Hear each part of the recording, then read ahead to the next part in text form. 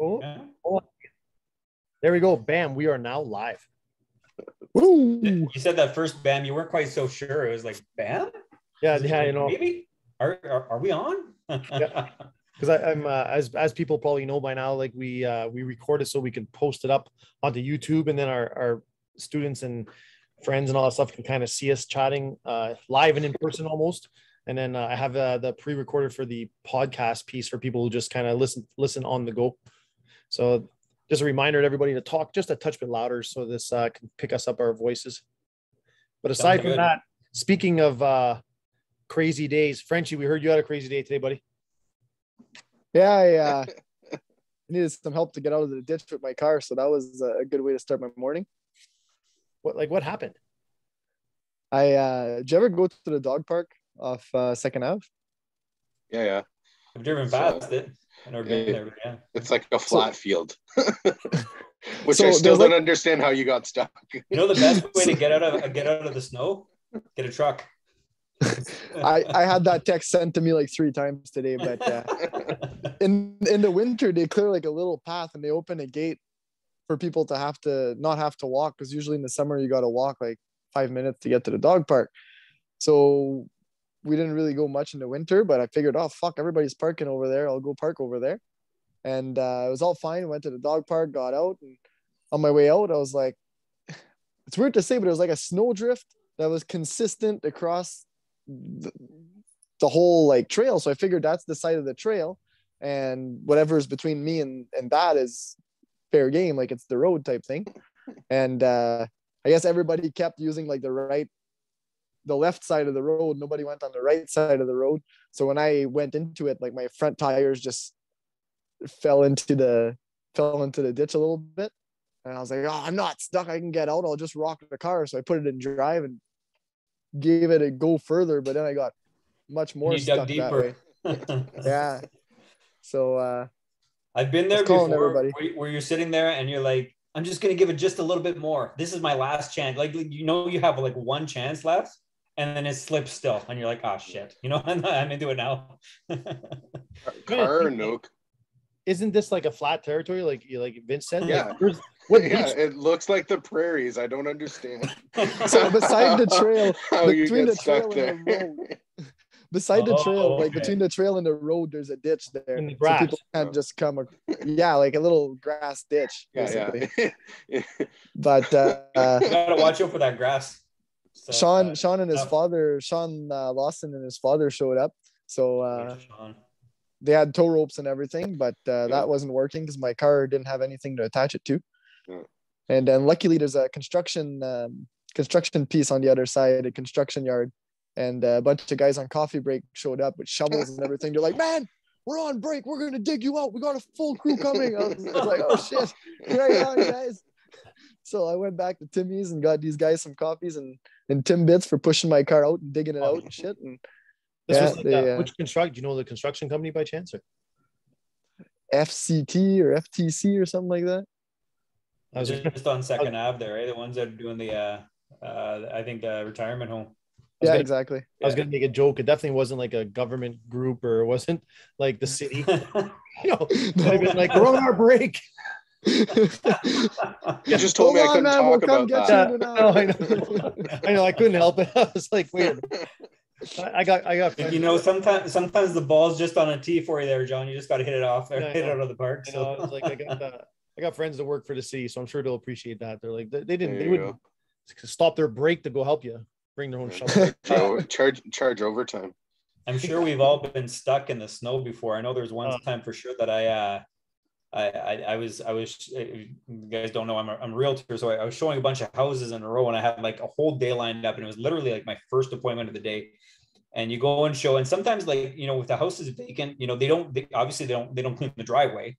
So I'm like, okay, well, and it was on Bancroft, so it was like busy street. You got to pull in. You have to pull into the driveway. You can't like park on the side of the street. So I pull in, and I right off the bat, like I got in, and I like, okay, I'm gonna show the house. I knew I was stuck. I'm like, there's no way I'm getting out of this thing, right? So I'm like, rocking the car back and forth and pushing. I'm calling all my appointments. I'm like, I'm gonna be late, guys. Whatever. So I ended up I called my dad. He was in Minnow Lake too, and he came back and he helped me out. But it was one of those things. I'm like, oh, there goes my whole day. You know, just shot. I was like, at least you guys have cell phone signal in the city. Like the places I tend to go get stuck in, like I have to like literally send a GPS location to my good friend John when I'm heading out in the bush, because like if I'm not out by 5 p.m., like I need somebody to come find me. Yeah. But the other trick is you got to make sure you tell somebody who knows where you are. Yeah. Because like I can send a GPS pin, but if somebody doesn't know where that is, you're still going to be there till tomorrow. Have you guys ever heard of that app, the What 3 Words? You know what I'm talking about? What 3 words? Yes, I Yeah. have. No. Yeah. Okay. So it's an app, and it's I know, like whenever we do trail hikes and stuff like that in the summertime, like I always have my phone nearby, and of course you have to have reception, but the app doesn't matter where you are in the world, it'll give you 3 words that you can describe to anybody, you know, and be like, I don't know, whatever the 3 words are, pick 3 random words, and that'll tell them where you are based on location. So yeah, it's like a whole other system. It's kind of cool. Yeah. No, because we're doing like again, going real deep in the bush, we're looking at right now getting those the small, it's not like a full satellite radio, but like it's just a GPS that like you can press the emergency button if you need it. You can get them for like, a few $100. I think that's my next investment, because like I think getting at that age now where like injury is more common. So, like, what are you doing in there? Just hunting in the bush? Like, so sometimes it's hunting. Right now I'm doing a lot of snowshoeing. So because like we can't train, right? Like on purpose. Yeah, like intentional, like just to walk the dogs. I go snowshoeing now. And then sounds horrible. What are you shaking your head for? I skied 15 kilometers this morning in the bush. I was like, that sounds horrible. It was great. Yeah. No, it's like the most cardio I'll ever do, and the only reason why I do that amount of cardio is because I'm in the woods.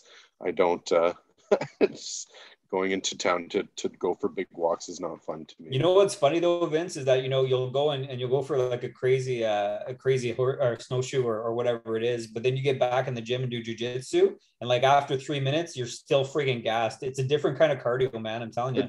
It's so different. My goal actually for the next like 3 weeks that this place is closed down is to like up my cardio a bit, because as you guys have all seen during class, I'm like a beach whale on the sideline usually, especially in color belt class. Like John like tries to put me like be really nice and not call me lazy, but like puts me with people that like seem gassed because I can keep up with them.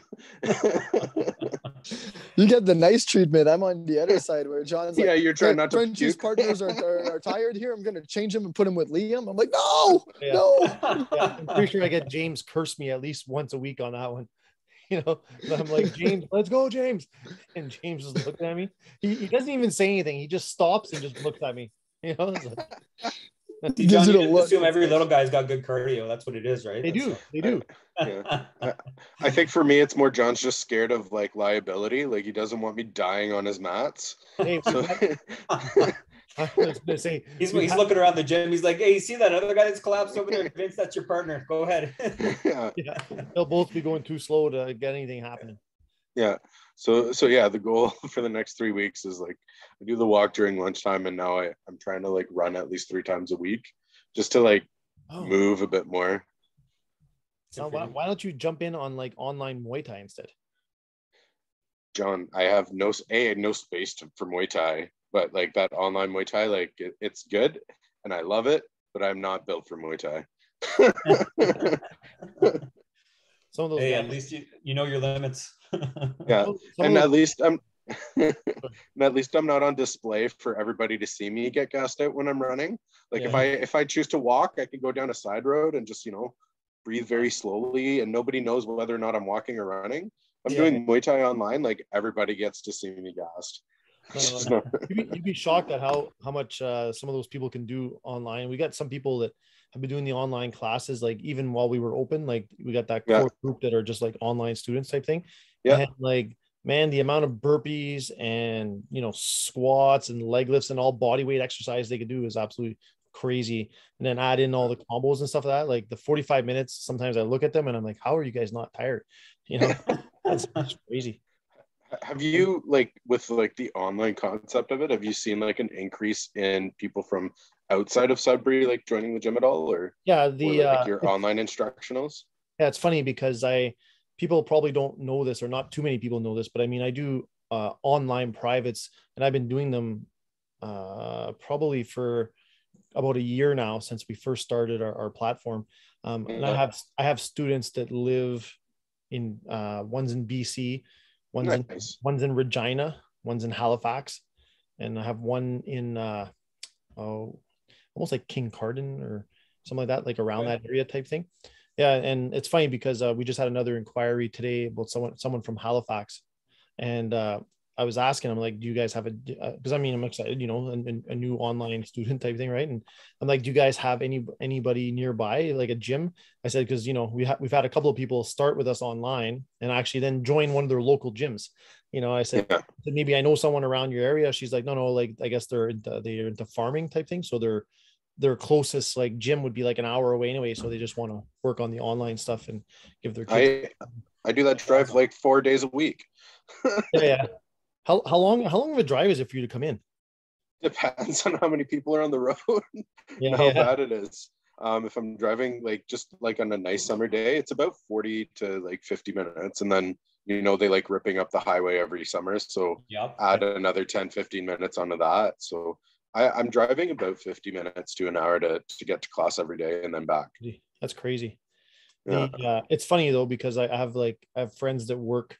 Well, sorry, I have some friends in the Toronto area, and when they're not working from home, it was nothing for them to commute like an hour and a half. Like that was like, the standard. Like, that was like, hey, that's like if we beat rush hour traffic. But like, I can't even imagine driving like an hour and a half to 2 hours one way for work. Well, you can imagine working 9 to 5, but then you got to leave at 7 to get there for 9, and then your 5 turns into 7. So you know what I mean? It's like your 2 hours, and that's just, I don't know. I couldn't give up 4 hours of my life right now. Like there's no way I'd have no time. I don't know how you do that. So I get a lot of people. I think that's just the culture though in the city. Sure. Absolutely. Yeah. It's funny because a lot of them, and the people who live right in the city, they don't even have a vehicle. Like there was one person talking online. She's like, why would I own a vehicle to, number one, not drive it, and then number two, like, where am I going to park it? She's like, you have to pay for it, right? Yeah, like, she's like, I'd have to pay like $150 a month just to park the vehicle to own it. Never mind. Plus your insurance. That's why they should move up north. See, that is true. You could probably hook them up with that, can't you, Adam? Yes, Adam, I'm really happy your business is thriving, but I think I want to keep Northern Ontario. Oh, you should see some of the. You might not have a say in the matter. Unfortunately, there's definitely a big influx of people from Southern Ontario moving north and realizing how nice it is up here. There's people that flip out, when people from the south buy property down here. Yeah. Like I'm not. I mean, again, like this is not a slippery slope I'm willing to go down too deeply here, because I mean, there's definitely people that have opinions and whatever else. I love the city. I love Sudbury. I think it's a great city, and anything that's going to help our economy and everything else is all good with me. But there's definitely some people that have some harsh opinions on people coming up from Southern Ontario. Absolutely. Yeah. Just one of those ones we should have covered before in the podcast. Like, when you asked at the beginning, you're like, is there anything we shouldn't touch on? I'm like, this might have been one of those conversations. Like, you know what, guys? Yeah, I'll apologize because Adam at first was like, no, everything's good for me. Because I'm like, we're not talking about the government. We're not talking about COVID today.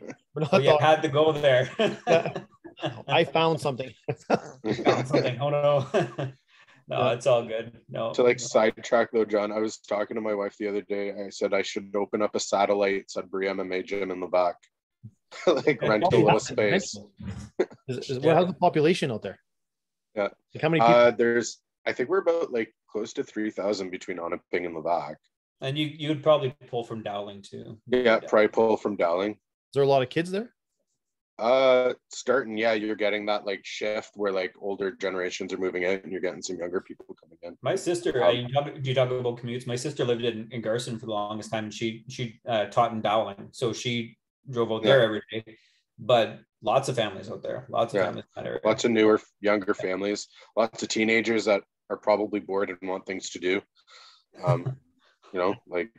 But yeah, I'm gonna put that plug in for for a year from now.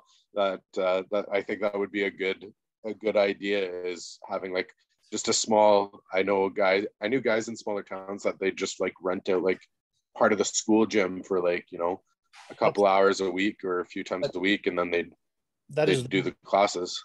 That is literally how I got started teaching. Yeah. Yeah, like back in,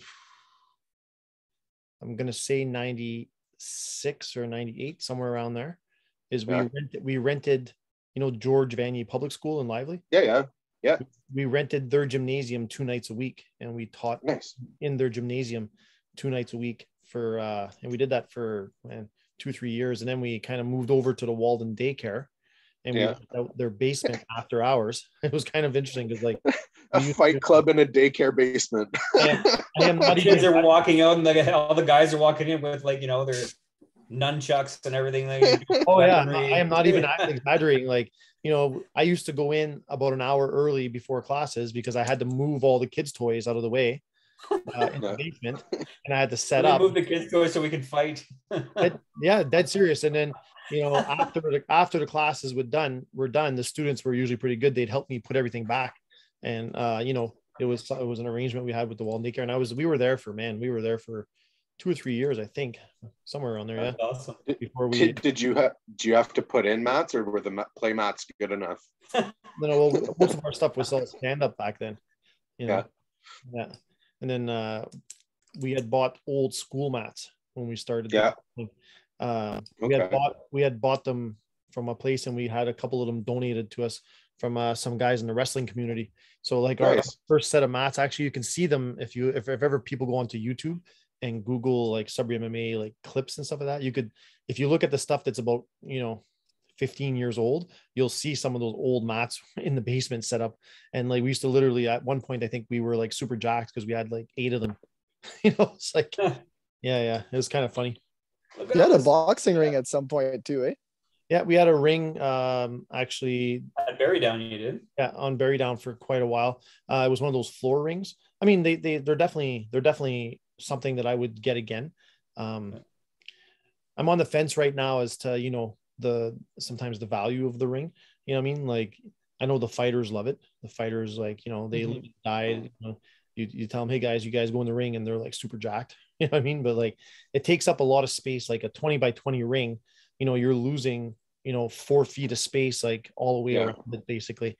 And that 4 feet of space, especially in this time, you know, with pandemic time, you know, people apart more often than not, that 4 feet of space becomes quite significant in a large area type thing. You know, so where was your first permanent spot, John? Was it King Street? My first permanent spot was on Pine. On Pine, in the basement of Pine, Yeah, but it was very, very small. And then my second, and then like when we made the big plunge, was going to, I guess, King Street, where we got like, you know, quite a large space at that point. Yeah. And then Berry Down, and then here. That was it? Yeah, Berry Down, then here. Yeah. Gotcha. So, did you ever consider one of those you know, these stand-up fences that people put? I don't know how exactly they work, but it's like a half fenced wall where you can work fence work, but it doesn't take up a whole lot of, like, did you ever consider something like that? Is it crazy expensive? They're expensive. Yeah, everything's expensive, but I've definitely looked at them. The problem is like, you know, have you guys ever heard of Synergy MMA?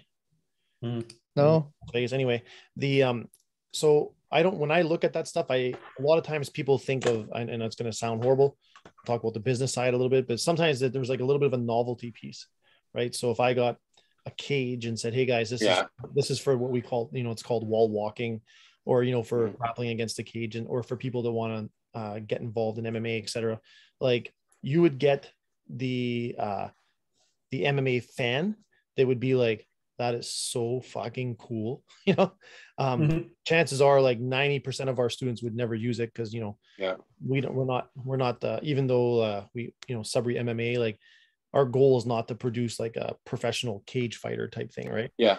You know, my goal would be to have a world champion BJJ person, an ADCC qualifier at some point, hopefully, or, you know, world level kickboxing / Muay Thai. Like, that's sort of where my goals are. but anyway, so like number one, it's not conducive to the goal set. Number two, when I've gone, not that I don't want people fighting MMA, because amateur MMA, no problem. I'd like to see that, even like, some entry level professional MMA. But when you go and see like some of this equipment and what it looks like after 2-3 years of use, like some of those cages, especially the one wall, it just looks horrible. Like, the cages all bent in where people are kind of pushed up against. I was just gonna say the gym that I was at beforehand had, like, that's what they did, right? They produced a lot of MMA like pro fighters. Yeah. And that bend that you're talking about is a real thing. Or even when you're drilling to like push off on your feet. Yes. You're pushing up on the cage and then you're switching, so they had like, it wasn't even a big wall. It must have been like 12 feet of it. Yeah. And like, like you said, right, like that wear and tear starts to really show after a while. And even like even the pro guys would like use the tatami matted walls instead of the cage after a while, because they were like, it worked better for what their needs were and what they wanted. Interesting. Yeah, matted walls aren't bad either. I always feel bad when we get close to the walls in the gym, because it's like, I know how much of a pain in the butt drywall is to fix. To be honest with you, that's my next big expense at some point, is going to be to pad that entire wall. It's just very expensive. Like that's going to be the next thing. But I just want to clarify on that, because sometimes I'll get some people to be like, oh, what do you mean they don't want to have professional MMA fighters? Let me give you an example of what I want. And this is I'll be pretty honest, this is my opinion on it. MMA, of course, is probably the most popular out of all of them. Like, it's more popular than, Glory. It's more popular than ADCC. As a whole, it's more popular. I'm what I would consider a martial artist first. So like when I look at MMA fighters, a lot of these guys are very talented athletes. Sometimes, arguably, they may not be like the most talented martial artists. And that is why some of these guys, if they're a very good striker, they go and seek out like a high level black belt to teach them jujitsu, or if they're a high level jujitsu guy, they go seek out a good striker to teach them striking, right? I want to be the guy that they go seek out for teaching and high level. Yeah. Yeah. Like, or I want all like, if I fast forward 10 years from now, like, we're going to develop a pro fighter, like they're going to train with our no-gi guys in the ADCC rule set to become even better for MMA. Like I want to have those elite level competitors in those forums versus, just like, I'm going to create this MMA monster type thing, like I want to create. So in a nutshell, you'd rather have like a Ryan Hall or a Damian Maya come and see you and say, okay, teach me how to strike, you know what I mean? Or as opposed to developing. I mean, or our guys, like, our guys, like I have like a format in my mind laid out, I don't know how to produce. Like I'm not putting myself down, but I'm older, right? So it's going to be a little harder for me type thing. But I think like our students, like I have a format, like I want some of our strikers to go to Thailand. I want them to, end up in the Netherlands at some point to train with some certain gyms type thing. I want our jiu-jitsu guys to focus hard with either the no-gi grappling or the gi grappling. And I want to elevate those games so that at some point, 5 or 6 years from now, when we have, people that want to progress further, those options are open. And then, sounds like, and then moving forward even further than that, like I have goals of like, like for example, Waco, is pretty close, is pretty much recognized as our national PSO for kickboxing. Like that means like, Olympic level kickboxing at some point, right? Like I look at the kids right now in our program that are 10 years old, hypothetically, like even like my own kid and stuff like that. Like, I think like, what, I'd love for them to become an Olympian at some point. And this is I want to see Jacoby knock some people out. Yeah, man, for sure. So like, I'm a very much a big proponent of like the amateur sport. I've done amateur sport my whole life. I've traveled the world. I have a job where I can afford to do that. I mean, like, I think there's just so much more to it. Whereas the risks of MMA, and again, this is maybe not the most popular thought process, but I think like, man, it's like becoming a rock star, like the risk of injury, the amount of money and time spent and not everybody gets there. Like not everyone's going to be a George St. Pierre. You know what I mean? Like, what's super cool too is starting 2024, jiu-jitsu will actually be at the Olympics, which is kind of cool, right? So that's awesome. that's another thing too. So if you're talking about amateur sport, that'd be amazing to see somebody compete at that level, right? So yeah. Well, Is that official? I think maybe John, maybe you know better than me. It's not official. No, not yet. So basically, Okay. in order for like any organization to be like hit the Olympics, like there's a whole bunch of different process that has to happen in the background. Like, I know they were pushing for it at one point and for 2024, but I thought they had got it. Maybe I'm wrong. Obviously I am. So yeah. No, that's kickboxing for sure. Jiu-jitsu, the problem with jiu-jitsu is the it doesn't have it has a PSO for OJA, but then like they need a NSO, so they have to get like a national sanctioning body. So like Waco is a national sanctioning body, Waco Canada, right? And under Waco Canada's umbrella, they have different provinces involved. And I think there's and I'm not the best or the most knowledgeable person on this, but I think you need 9 different provinces or territories altogether out of them. So like jiu-jitsu is not that far ahead in terms of that part. Okay. OJA, which is surprising. See, and I don't find surprising. There's too many organizations. There's the OJA, right? There's the IBJJF that'll never, or sorry, like they have like little events in Canada and stuff like that. So people would rather join those bigger, larger organizations than. So do other countries have national sanctioned organizations that that's why jiu-jitsu, like that's why like we have the OJA, and I'd have to go back and look. Like the OJA has just been recognized by what is it? That's why we have the guys like Professor Marco takes the people, has gone to do the worlds in where did he just come from? They just went.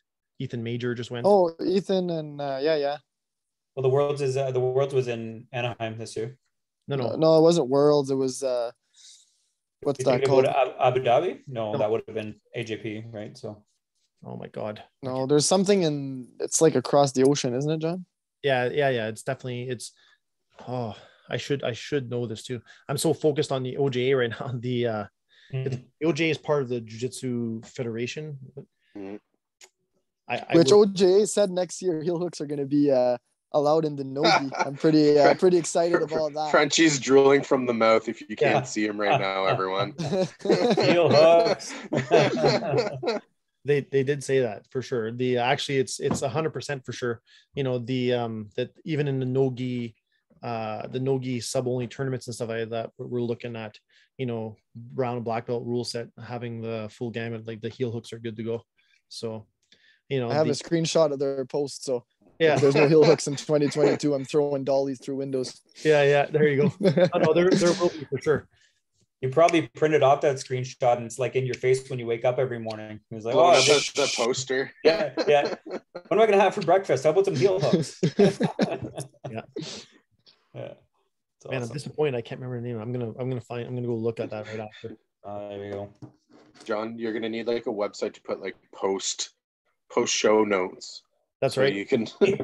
So if ever here's you all gotta the follow things up we with need to apologize for. Fact check ourselves. Yeah.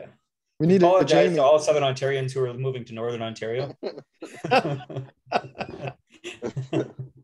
Actually, it's funny with this remote working from home stuff. I have friends that are wanting to move up closer up north type thing. That's what it is. A lot of it's been is this, people they'll go back down to their office once a month when they have to, you know what I mean? But they can, their jobs now permanently been made, remote. So why would you live in a $2 million house down there where you can buy one for 500,000 up here? You know what I mean? So. Oh yeah, no, 100%.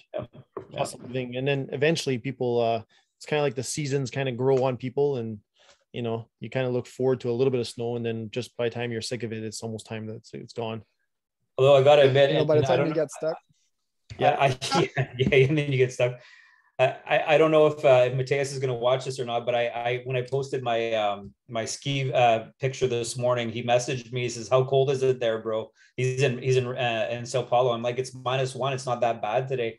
And he says, "He's like, there's like 5 snowflake emojis." And he's like, "This is cold. It's like too cold for me." He said, I think his line was that all men are came from gorillas. He said, but you Canadians came from bears or something like that. It was good like that. Yeah. So, yeah. Vince, what's your poster behind you? Is it a jiu-jitsu belt? No. That's a friend of mine from went to Thailand, I think it was, and she found like a street artist and brought that back, and then had nowhere to put it in their house, so gave it to me. That's cool. I was just seeing the top, like just the belt, top like, left part, and it looked like he's got several stripes on it. yeah. That was my honorary blue belt picture that I painted for myself when John gave me my blue belt. Hey, at least John didn't give you a nosebleed with your blue belt. Yeah. John tried to John's put just mine worried on about liability with me. Yeah. When you put mine around me, he tried to choke me and gave me a bloody nose. He didn't have time to put the belt around me. No, he was moving too fast. I'm like, Jesus. I'm trying to hold on to him. And that was a good lesson. I was like, okay, next time I'm not doing this until I can like literally just like pin him down or something. Like I had to take my hands off. My hands are off of him. I'm trying to hold him. He's like escaping. I think at one point he's almost on my back. I'm like, Jesus Christ. I was like fighting with him. I still think James was one of the best though, when you're like literally beating him over the back with his belt and he didn't realize what was going on until he turned around. That was what's good. going on? That was an exciting 3 months at the gym, or 2 months. I don't know how long all these promotions took place in, but great. Yeah. No, it was a lot of fun. It's funny because historically we've done it through seminars for quite a while. Yeah. And, it's almost like it takes the fun out of it because people don't know when it's happening or if it's happening. Yeah. But then at the seminars is like people have this like half expectation. Okay, it's probably happening or whatever like that. But so we went back to that.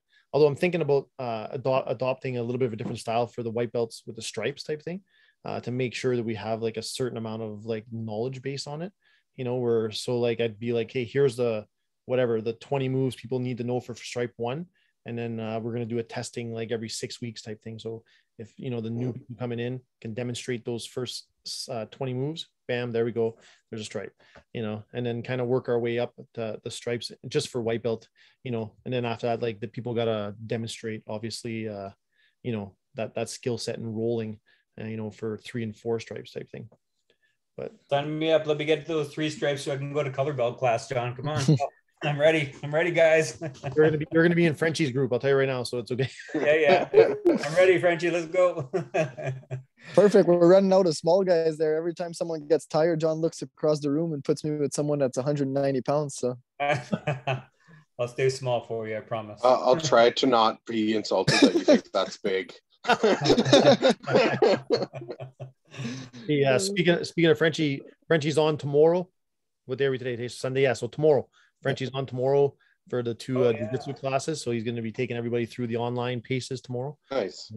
Hopefully everybody has a chance. Stoked for that. I know you got some good stuff lined up, Frenchie. I'm going to be there for sure. So yeah, we're going to be working some passing, and actually like beginners class will be the beginner version of the passes and how to do a basic knee cut, for example. And the advanced class will be a little bit more advanced details of the same pass and transitions to other passes and stuff. So I think a lot of people will get value out of sticking for the second class if they can. Do we need a partner for this stuff, or is it okay to do it with a dummy or by yourselves, or are we okay there?